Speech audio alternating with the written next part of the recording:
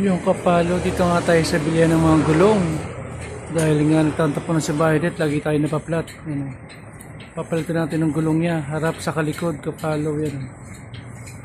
Dito tayo sa may kahabaan ng JP Rizal. Yan. Sa may Marikina. Ang napili nating gulong is beast tire. Yan. Try natin mag beast tire kapalo kasi almost 5 years na tayo nagbe-B rubber. Try natin to si Blair. Hindi naman performance niya. Pinili natin is 80-80 saka 90-80. Medyo lumit tayo ng antay gulong. Nakaraan tayo. Nakaraan ang gulong natin is 180 saka 80-90. Medyo mabigat siya kaya ito. Nagbago tayo ng size ng gulong.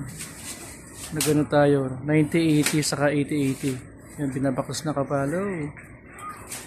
Yan. Okay daw performance ito kapalo. Sabi ni classmate. Classmate, baka naman pa-shoutout naman sa'yo. Yan. Kakabit na yung 80-80 kapalo. Yan. Magandaan dito machine. Machine ang ginagamit nila kaya safety yung mga mugs natin. Yun ang unang gulong, 80-80 sa harapan. Sa likod medyo mainit pa yung tambutso kaya hinuli siya kapalo. Yan. Sasalpak na ang 80-80. Diba? Balik ako mamaya kapalo pag okay na. Let's go! Iubos siyang kapalo. Para safe na safe tayo kung mapalong ridesman. Okay, let's go. Balik ako. Yun, okay na. Kinakabit na kapalo nung ating gulong sa harapan. Mabilis lang siyang gawin kasi wala masyadong babaklasin. Tulad sa likod na pati tambutso gagalawin. Okay na siya. Kapalo. Bago na uli gulong ni Violet. Let's go. Nakapalo. Huli na yung babaklasin. Medyo malamig na yung tambutso niya.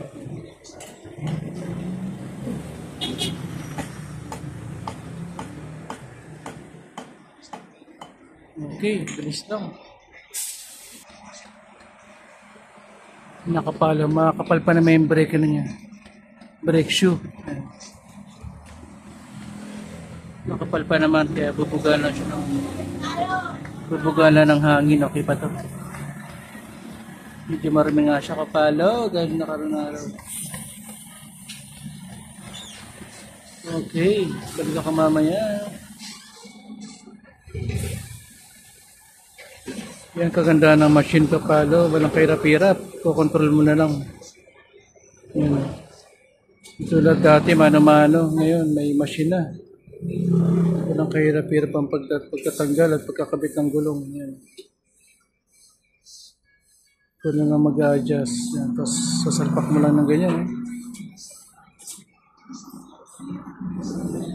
Wala pang 5 minutes, baklas na yung gulong mo. Okay, let's go.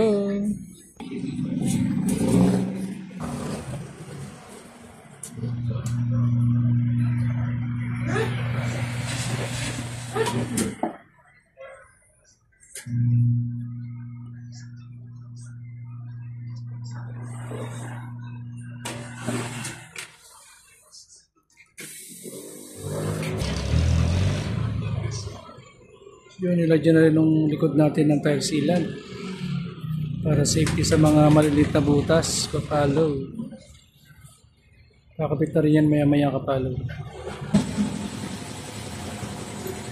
Ito nga, nakabit na yung hulyan natin. Ito na yung pinaka-final kapalo.